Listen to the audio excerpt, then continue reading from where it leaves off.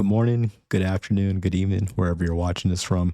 Or I guess I should say good afternoon, good evening, wherever you're watching this from. This is the latest video I've come out with so far. I just wanted to be sure after the trade deadline that there were no surprises that would come up in terms of injury reports or projected lineups. With that being said, nothing too blockbuster in terms of trades. I mean, Zubac to the Pacers for Matherin is pretty circumstantial, but I guess we were all seeing if Giannis would have been moved, but it looks like he's still in Milwaukee. Let's see what happens in the summer. With that being said, this is Cobbs. Welcome back to the Parlay Parlor.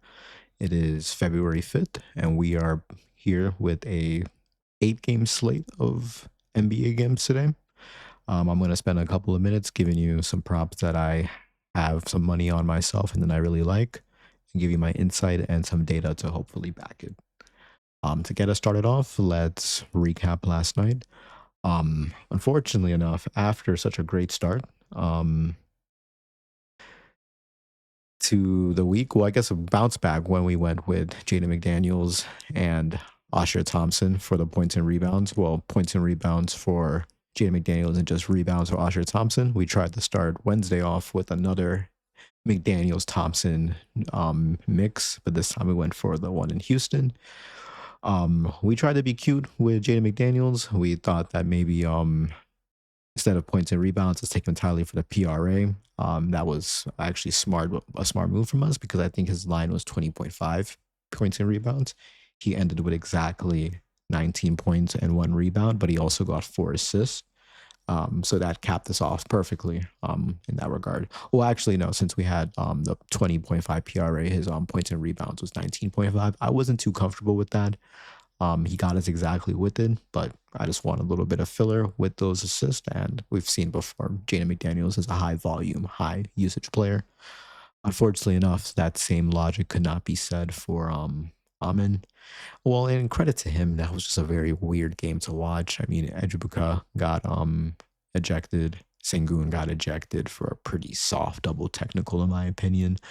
Boston without Jaylen Brown just blew the Rockets out of the water. With that being said, it was the front end of a back-to-back for them, so maybe they'll come out with they'll come back with a revenge plot against the Hornets, and you're gonna see Amin cash this over. Just hopefully enough, it's not in spite of any of the props today not coming through. After that, the Ty Jerome Renaissance, it's like he was never out. Or I think Cleveland might be regretting their decision to let him go. He's back. I mean, he ended up with 37 points and assists. I think he had like 29 points alone, and then covered it with 8 assists. Up to soar over his line, Donovan Mitchell, the rebounds and assist, he got exactly there. Due to it being a blowout, and unfortunately enough, that leads into the other final loss of the night with Jalen Tyson. Ended up with only 22 points, rebounds, and assists. At the half, he had 20 points, rebounds, and assists. Plays 10 minutes in the third quarter, doesn't see a single minute in the fourth. I mean, it was a blowout. I think it was a 25-point blowout by halftime, and the Clippers were never in it. The -1 spread, I mean, that was smart. That was a smart pick for me. Unfortunately enough, I didn't take it, but that does take us to a 3-2 night. So again, another positive night. Not much to be upset about. And for better or worse, it does even us up, out at the for the whole week in general. We are at a 8-8. I'm sorry, that bit of red at the start of the week really just threw me back. That was, I don't know what that was from, man. I must have been on drugs or something. That was not a good run of form from me. Hopefully we're back to the average for me, which is consistently giving at least some sample of sensible data. Looking back at these, a lot of them are pure narratives. I mean, LeBron at Madison Square Garden, yeah. Anything with the Wizards and the Charlotte Hornets is weird, especially when you're staggering them all up. But in any case, it's a new day. We have 4 props today. Well, 3 props and then 1 game line. So let's get started with Jalen Duren. We're taking him for what is now 30.5 points and rebounds. It did open at 29.5 points and rebounds. We're seeing the Pistons face off with the Wizards. In terms of a matchup, I mean, the Wizards are the worst and the second to worst team against the center position and letting up points and rebounds. When we look at his season average in terms of minutes, if this is somewhat a competitive game and there is a potential of a blowout, there is a 14-point spread. I was trying to get myself behind that spread, but the only thing is the Pistons are on the front end of a back-to-back. They do face the Knicks tomorrow. I'm not too sure if they're going to conserve energy, or in any case, Washington doesn't have much to play for. Again, this is a developmental year for them. They have traded for Trae Young and Anthony Davis. A 14-point spread. Uh, if it was a Western Conference team like the likes of OKC or even the Spurs, or the Rockets, I would be perfectly fine with that. But with a slower pace Pistons team who do have to worry about Jalen Brunson and company coming to town tomorrow, a 14-point spread, which I think it's 14 and a half, so 15-point spread is just a little too steep. I would rather go with a comparable matchup, which would be Jalen Duren against the front court of the Wizards, which would be essentially Justin Champagnie and Alex Sarr. Not much of an imposing matchup. Well, Justin Champagnie and Sarr can get their rebounds when needed, but against the likes of Duren, and this is not coming from just an offensive or defensive rebounding perspective. This is a line that I can comfortably see him getting to most of the way in points alone. I mean, that's the hope. I think his points line is 19 and a half. Yeah, it's 19 and a half. So it's expected that it's going to be a 20.9 from him, 20.9 for him. If it is any way consistent, if we do look at his projected minutes, he averages around 28 minutes a season, 28 minutes a night this season. If we just kind of bring that down to just 26 for a little bit of buffer in the event that it is a blowout, and if it's a blowout, hopefully it's credit to us because he's done his role. He's hitting this at a 60% clip across the season, and more importantly, recently in the last 10 games, head to head against the Wizards. He's played low 30s, high 30s and low 20s, long overtime game most recently that they played, and in last season, which we don't like to look too much into. So the usage will be there. Alex Sarr, for as good as he is, he's still learning, he's still developing. That would probably be that's probably going to be the matchup on the front court. Cade Cunningham is questionable. I did look into it without Cade Cunningham. There isn't much of a sample size besides that little run of form when he was injured at the start of the after the start of the season. He's only played 2 games without Cade, and he soared over that line. So I'm not really too concerned about it. Again, the caution in the wind would be there is a chance of it being a blowout. If we look at props madness, just for supporting data, if we look at the position, again, Washington, one of the bottom 2 defenses in points and rebounds, the center position. If we look comparatively to both of them, Jalen Duren is hitting this at a 52.9% clip across the season. I like to have my filters down to like 15. It doesn't really change it much, but these are when they're favorable matchups to the position, to the play type. It matches up when we look at points in the paint allowed, which is where, of course, Jalen Duren likes to score 72% of his points by either taking it there himself, he likes to crash the rim now. He is playing more with the ball in his hands, or if it's going to be in rebound opportunities. Washington again, bottom defenses and bottom defense in his favorite zone. Bottom rebounding defense.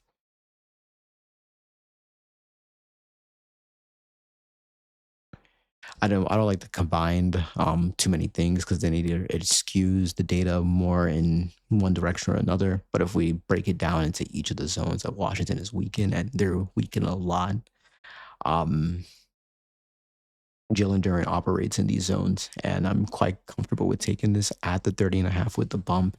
I probably will take an alt on just the even 30. I was on his rebounds. It was at 10 and a half, but now I'm sure it's gone. It's gone to 11 and a half now. At plus 122, at plus 112, if you are ample for plus money, I couldn't blame you if you went that way. But points and rebounds, I do see this being a combo night for him. If Cade Cunningham is questionable, front end of a back to back, but they don't really have much of a point guard depth right now. Jenkins is injured. They've traded Ivy, so it would be Marcus Sasser that would probably be playing a lot at the five, if or at the one if Cade isn't playing. An alternative bet could be we could go to Osher Thompson rebounds again, 6 system play, but I just haven't haven't gone too much into data with it. It does match up pretty favorably, honestly, like it does in most games. Osher, high octane usage player, high energy. Again, 6 rebounds could work, but with the risk of a blowout, I would rather bet on the side of it being a blowout due to a player that is expected to have an ample amount of utilization. And if we look at Jalen Duren, he averages around 22%. Let's filter it down to 20% usage. And then if we go to his expected minutes, and you see, this is why I don't like bringing up filters. This, unfortunately, does make it seem like when he plays a high usage with high enough minutes, it doesn't look too good. If we do want to filter it some more and look at good matchups, again, this still doesn't, it's a 50-50, which I don't know why props minus has a bread. I'm perfectly fine with a bet living or dying on the coin flip, especially when it's a favorable matchup, as long as he stays out of foul trouble, which he essentially has most recently this season. I mean, there are games when he does impose himself, but I think those happen in those blockbuster games. Tomorrow, if this points and rebounds line was there against the Knicks, I wouldn't want to take it. That's why I'm taking it today. Jalen Duren, 31 points and rebounds. You can also get it at 30 points and rebounds. It's at even money across the books. Once all lines are available, you can probably get the even 30 at roughly like minus 125. I wouldn't be mad at any way you play it. I'll play 31, and I'll probably play a parlay with an even 30. All right, we're going to move on to our second prop of the day, and we're going to look at Anthony Black. We're giving him 21 points and assist. You can currently get this at minus 122 on DraftKings, which is the best book that has it right now. If you do want to water it down, you could get an even 20 at minus 153 for a parlay piece. FanDuel does have it at 22 at plus money.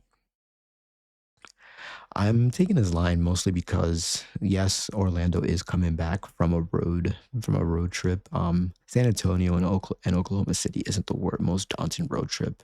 Only 2 games. They've had rest in between, and especially after an embarrassing game, both of them they've lost, but especially against OKC, when again starters do not play the fourth quarter when they go to Oklahoma City. This is a bounce back spot against a deplorable Brooklyn team. I will be honest, I was looking at Michael Porter Jr. initially for the points and rebounds at 32. But again, that would just be an emotional play. While the volume is going to be there for him, I fear this could be an even worse of a blowout than the Lakers game. I think the spread is projecting that, yeah, it's a 9-point spread. The Lakers, they gave him 6, I think. But back to Anthony Black. If we look at his usage, I mean, he has fully cemented himself into this team. And I had a concern that maybe with Jalen Suggs back into the lineup, that maybe his role would drop, but not really. He's still averaging in the low 30s and high 30s when it's a competitive game. So if we filter this out by, let's just even go at 28 minutes, this is a line that we shouldn't even be worried about. He's soaring. He's getting this in every matchup that is comparative, or even if it's a blowout. The only times he doesn't get it, there are pretty abysmal shooting performances from him.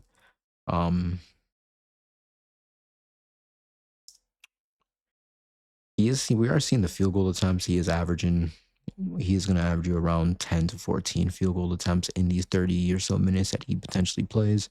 They're still missing Franz Wagner, but now with Jalen Suggs back in the lineup, there is a lot more of shooters to go around, and the potential assists haven't dropped that much with Jalen Suggs back in the lineup. It has been a slight deviation, but that's okay because this is a bet that I'm comfortable with taking in him supporting in primarily points.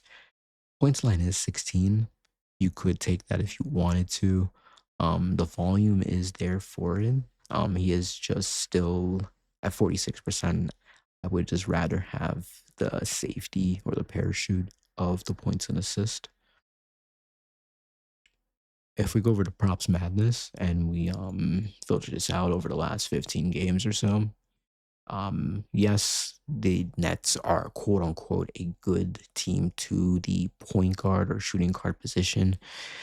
I think that's just a number that's just read for a reason. I mean, if you watch any of their games, it's 1 in every 10 they're actually competitive in. And if we even look in competitive matchups, Anthony Black does like to impose himself. And if we give him his expected minutes, again, it is a relative coin flip, but I wouldn't be too concerned. There was one caveat that I was interested in. Anthony Black has played the Nets 2 times this season. The weird thing is, actually, the most recent one, he only got 11 points, but it was his second to worst shooting night of the season. He only made 2 of 11 shots, didn't attack the rim at all. Only behind his performance against the Wizards. Right before that, it was a back to back. And then if I could find the other game he played against them, and if we see the first game of the season, it was an even worse night. But still, that was before he really imposed himself on his team and seeing high minutes. He only saw 17, only made 1 shot, fully coming off the bench. I do to see when you look at where his primary scoring zones are from and where the Nets do like to defend. They are a good perimeter defense, of course, when you have the likes of Michael Porter Jr. and Noah Clowney defending the perimeter for as long as it is a competitive game. Yeah, you could see a long arm block it there, but the purpose primarily goes to where he likes to score the majority of his points. 43% of his buckets come from attacking the rim, creating his own shot. In terms of a front court presence for the Nets, like I said, they do have Noah Clowney, but he is more of a spacer on defense and offense. The most comparable matchup would be a Nick Claxton. I was considering an under on him, but I think his under is 20.5. I just didn't feel safe with taking that. Even in the space of in the span of a blowout for a center. Um, I just also didn't feel comfortable because I did want to take him for him against the Lakers, and it kind of just felt a little bit of that ship has sailed. Let's try to not force, but look into further prompts. But to be honest with you, if you did want to take a Nick Claxton under points, rebounds, and assists, I couldn't be mad at you with that. But that again would fall into the script of this being a blowout, and the likes of Wendell Carter and Paolo Banchero about being able to impose themselves more. Desmond Bain in the front court. So I'm perfectly fine with taking Anthony Black to create his own shot and to facilitate to the likes of Desmond Bain and Jalen Suggs and Paolo Banchero. I think I've already given you the props, the lines you can get this on. Yeah, it's minus 122 on DraftKings. You can get it for plus money, but you would have to go at 22 on FanDuel. I'm okay with either line. There isn't really too much line movement on there. Nothing that is a huge discrepancy per se. The idea is this could be a blowout, but in the modern NBA, anything could be a blowout. I'm perfectly fine with, like I said, in Jalen Duren's case, of this being a blowout due to the fact that he is being utilized properly. If you look at games where he's seen his average usage, which is around 21%, even in the low ballpark, if we just give him 22, or yeah, I guess on a good night, again, it comes down to his high volume or high usage for Anthony Black. 22 points and assist. I'm okay with it. All right, we're halfway through the video. If you're still here watching, I do appreciate it. Like I'll always ask, if you could like and subscribe, and put down in the comments what you're rocking with, what you're not rocking with, what you yourself are playing. That would be much appreciated. Maybe help, like I always say, help me, help you, help me make us some money.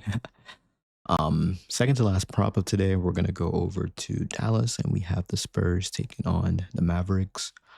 Spurs on a back to back, but I'm not too concerned about that because it was a pretty convincing win against OKC. Not necessarily wire to wire win, but it never really was in doubt when you saw just the extensive injury report of all the essential starters and even some bench cogs just out for OKC. We're going to target Stephon Castle, what is currently 23 and a half points in assist, which I guess it is shifting up in our favor. I initially did I got this at 22 and a half points in assist.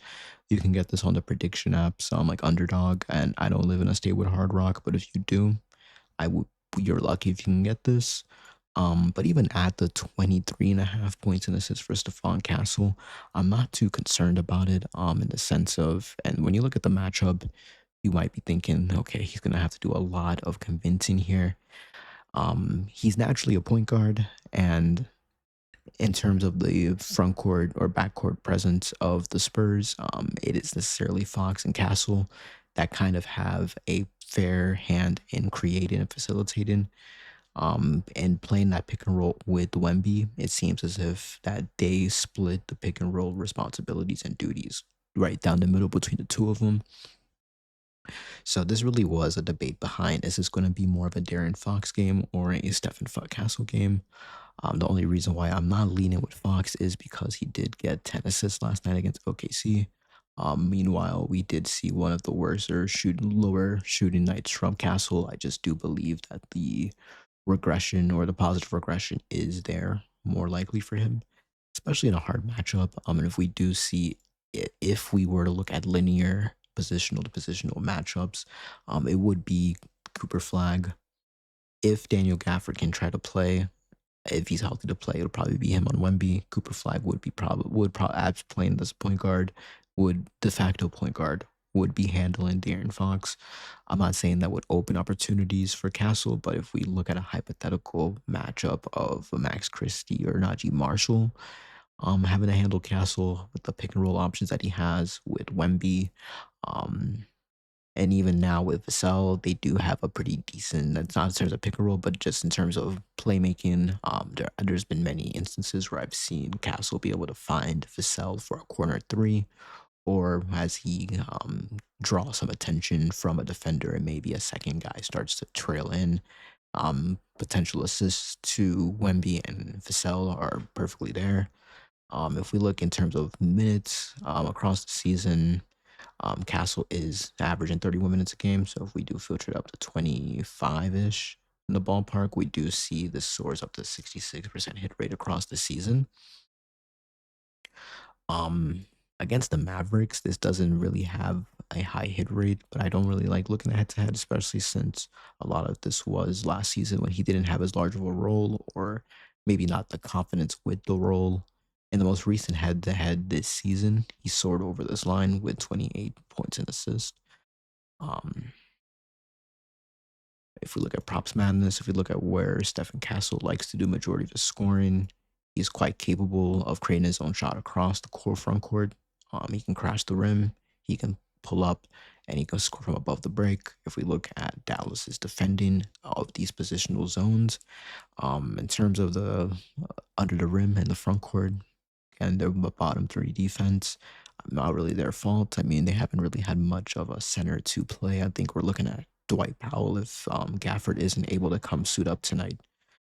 And in terms of the perimeter and above the break, yeah, they are a top five defense, but I will attribute to honestly that just being Cooper Flag, just being a different specimen. Honestly, I think he's exceeded all expectations as a rookie, even for the first overall pick. But in terms of for Stephen Castle, and again, this bleeds into my notion of, yes, I did initially want to take Fox for his points of assist. It is at 23 and a half, but it is heavily juiced. I just have that concern on with the de facto matchup, it would be Cooper Flag on Fox. With that being said, who would then be freed up in terms of the pick and roll for Wemby? I see this as being Castle in this instance, and I hope I'm right in that case. So Stephen Castle, 22.5 points and assists.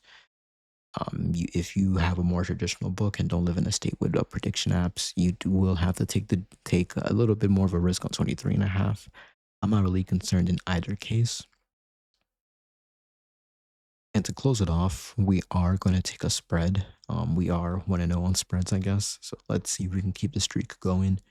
We are going to take the Toronto Raptors first half minus the 3 points. Raptors are on a back-to-back, which I guess is a little bit of caution to be had there. At the same time, if we look at the Chicago lineup, we don't have to see who's missing from this. In terms of trades, I mean, Kobe White's gone, Vucevic is gone. It looks like Chicago is going full rebuild right now. The lineup today is very interesting to say the least. Essentially all the guards are out, so it is going to be Kawamura seeing substantial minutes. I would like to see what they're had. I don't even think books know what they're going to put his props at. And before I could get behind wanting Abu Zealous to perform above his means or expecting more responsibility from a team that has been decimated, let's just go with the Raptors straight up first half spread. You could take the money line, but I think it's juice at minus 220. The money line itself is at a minus 330. But for the first half, I'm perfectly fine with taking the minus 3 points. RJ Barrett is out. This was originally going to be a minus 8.5 spread, but then once the news of RJ Barrett being out, it did jump down to 7.5, which, hey, to our credit, I guess I'm lucky for making this video later. If the Bulls come and blow us out of the water, then hey, egg on my face tomorrow. But with that being said, with it being a back-to-back, I'm not too concerned, especially with the circumstances that Toronto lost their last game. I mean, they were up, I think, like 10 points going into the last 5 minutes of the quarter. And I know 10 points isn't much in the NBA, but if you look across the whole game, Toronto had a circumstantial lead. They essentially threw the game away. I think this is a great bounce back spot for them against a Chicago Bulls team who really, while Vucevic, he is a big loss in terms of the front court. I think Jalen Smith is going to fill that role perfectly fine. I was trying to get behind the points and rebounds for him, but that soared. I can't even filtrate in games without Vucevic because he doesn't exist anymore in this world. So with that being said, I just thought let's be safer. Let's just take the Raptors straight up. I like it. They have more team cohesion. There is a slight risk of a back-to-back, but against a team in Chicago where I honestly don't know where you can pick a spot where you can take Chicago on plus 270, which was originally a plus 300. I do think this could just be a little bit of market reaction to that back-to-back information. Let's not get mixed into any of those blurred lines there. Let's take Toronto Raptors minus 2.5. You can get that for minus 140 on FanDuel, probably comparative on across the other books. I'm okay with this at minus 3.5, and even probably which will be plus money 4.5. I could get behind the spread as well for the full game. I just like to get my money done as soon as possible. And if anything, there is more of a risk of there being a second half resurgence if they figure out certain rotations. Let's just take the Raptors to want to come on to the second end of this back-to-back and try to eliminate some demons from last night. All right, with all that being said, those are the 4 picks for tonight. Jalen Duren, Anthony Black, Stephen Castle, and the Raptors first half money line. If you're still here, I do appreciate it. Again, if you can like and subscribe, let me know what you like from the list, what you don't like. After a rough start to the week, we are coming back to form, I would like to say. The Sunday and Monday were very, very bad poor for my circumstances, to be honest with you. Especially, and I think that probably was a snowball effect from the tail end of last week. If we can just stay consistent, hopefully we have another positive day. But like I'll always close off every video, please gamble responsibly. Gamble what you're willing to lose. Please play these as straights. I know we're all going to parlay them. I'm going to parlay them as well. If we're going to parlay them, the 3 I would parlay would be the guards, Anthony Black, Castle with the Raptors spread. but play them straight, please. I know it's the parlay parlor, but let's make some money because in general, I am net positive. Even this week, we are 8-8. That's break even, but we would still be in profit if we played everything as straight. May the odds be ever in your favor. Peace out.